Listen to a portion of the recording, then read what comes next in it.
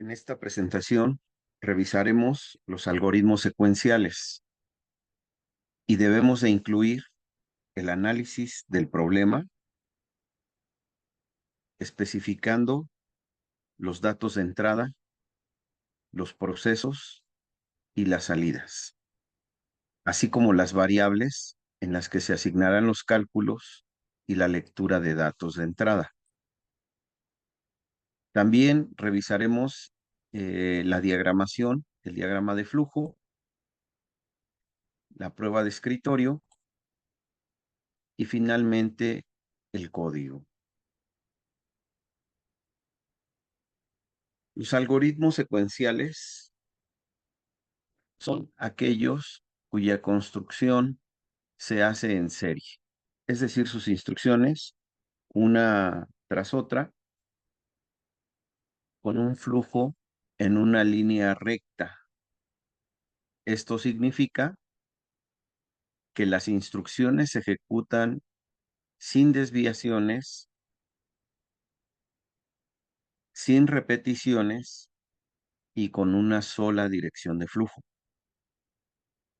Vamos a presentar el caso típico y más simple.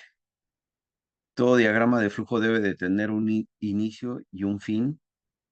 Y en este caso, por ser un algoritmo secuencial, tenemos primero proceso de lectura, luego de asignación o cálculo y luego de presentación de salidas y fin.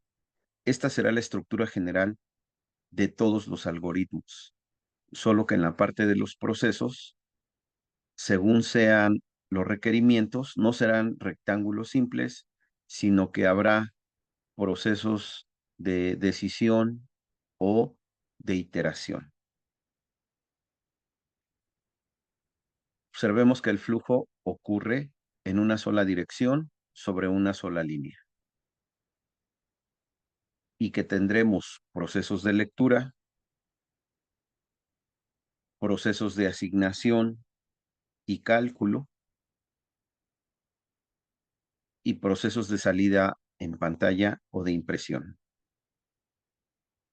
La estructura general de todos los algoritmos será así: determinar las entradas, que generalmente serán por medio de lecturas, hacer los cálculos con la asignación a variables que correspondan para manipular los cálculos y llegar al resultado, y finalmente mostrar las salidas de los resultados en una impresión.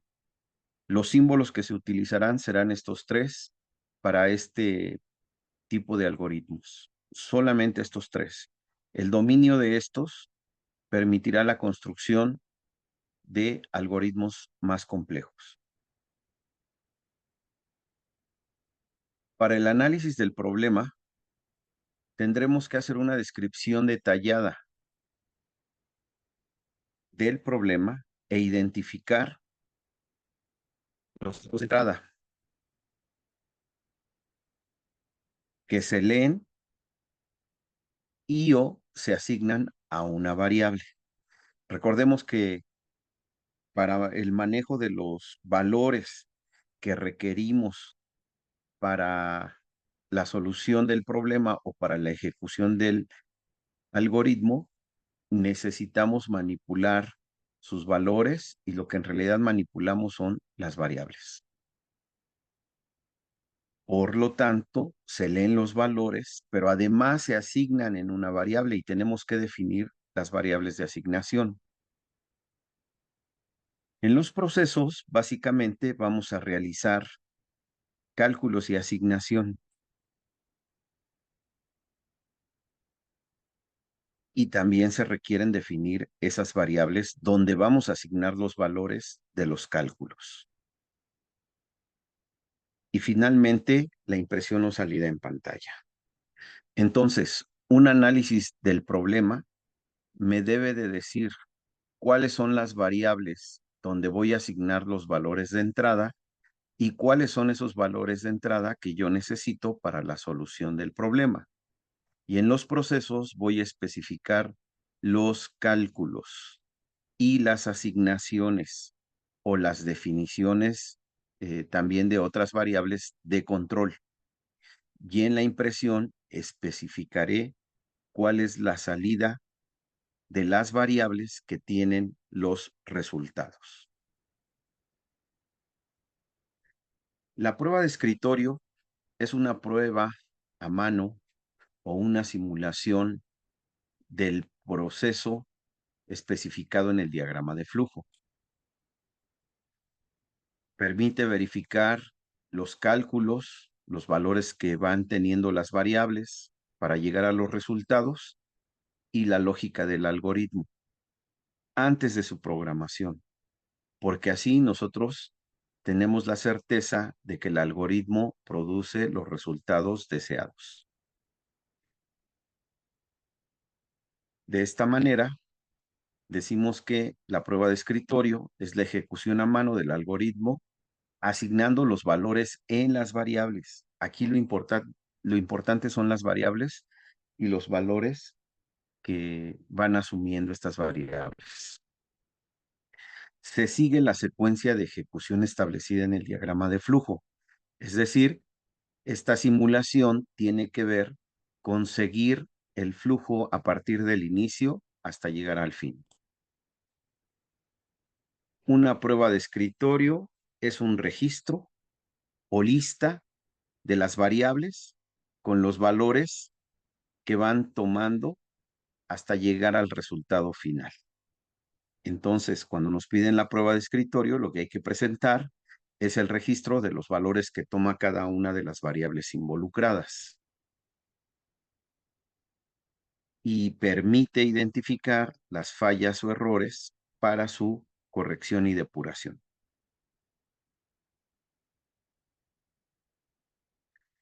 El código. Para el código, nosotros vamos a utilizar un lenguaje de alto nivel y existen diferentes lenguajes de programación con diferentes orientaciones según para la cual fueron creados estos programas. En nuestro caso, utilizaremos MATLAB. Cada lenguaje tiene sus reglas de sintaxis para la escritura del código, es decir, cuáles son las palabras reservadas que se van a utilizar como instrucciones o comandos y la forma en que se deben de especificar sus argumentos o valores para realizar alguna actividad de cálculo o de lógica que corresponda.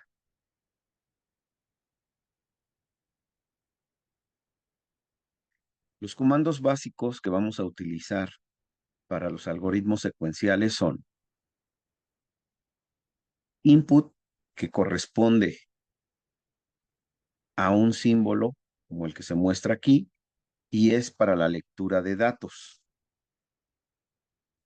que se escribe como A igual a input.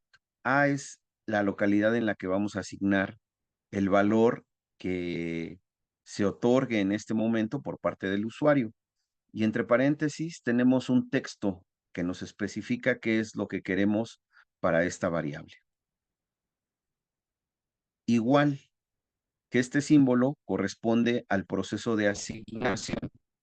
Por ejemplo, si yo asigno A en B, esa flecha quiere decir que el valor de A se va a guardar en B. En este caso, A y B van a tener el mismo valor. Y yo podría especificar con un cálculo, por ejemplo, que B fuera 3 por A. Es decir, en este caso es un cálculo y una asignación. Finalmente, para la impresión, tenemos este símbolo en color rojo que se debe de distinguir de los símbolos anteriores de lectura y de proceso, y que la palabra reservada en código es DISP, en este caso DISP entre paréntesis B, que me va a mostrar el valor que yo tenga guardado en la variable B, F, que me va a dar un texto con el valor de la variable. En este caso decimos el valor de B es %G. %G es un especificador de salida. Cerramos el apóstrofe, coma B, y quiere decir que el valor de B se asignará en donde está el especificador de salida %G. Usaremos nosotros para el código el programa de MATLAB. que es un lenguaje de alto nivel para uso profesional de ingeniería y ciencias por el área formativa de los alumnos de nuestra unidad.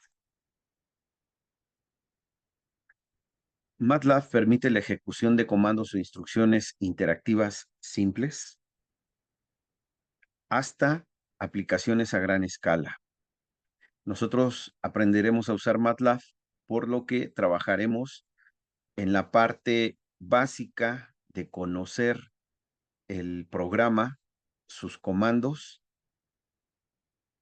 junto con la lógica de programación. Los fundamentos de programación los tendremos que especificar independientemente del lenguaje o del código que vamos a usar. Pero tendremos que aprender un nuevo lenguaje, en este caso MATLAB. Lo complicado es que estos dos temas se deben de sumar, se deben de conjuntar, de forma que si se conocen los fundamentos de programación, pero no se aprende el lenguaje, no se lograrán las competencias requeridas para el uso del software y la programación de algoritmos. Los fundamentos de programación nos permitirán hacer la representación gráfica del algoritmo en un diagrama de flujo, que es otro tema que tiene su propia complicación. Y si yo tomo la integración de los aprendizajes y del diagrama de flujo,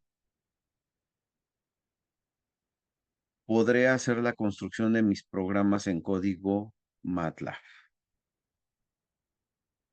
Aquí podemos ver la importancia de los elementos requeridos para la solución de los algoritmos, como es el análisis.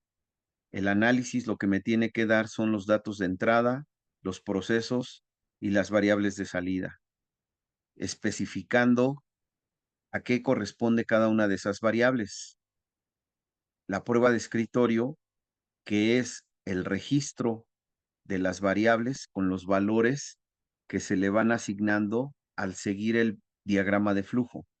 Es decir, es una simulación del proceso. El diagrama de flujo que presentaremos en una diferente sesión y el código que usaremos, que es MATLAB. Los principios aquí presentados son importantes para que se comprendan más adelante los problemas y algoritmos que se realizarán.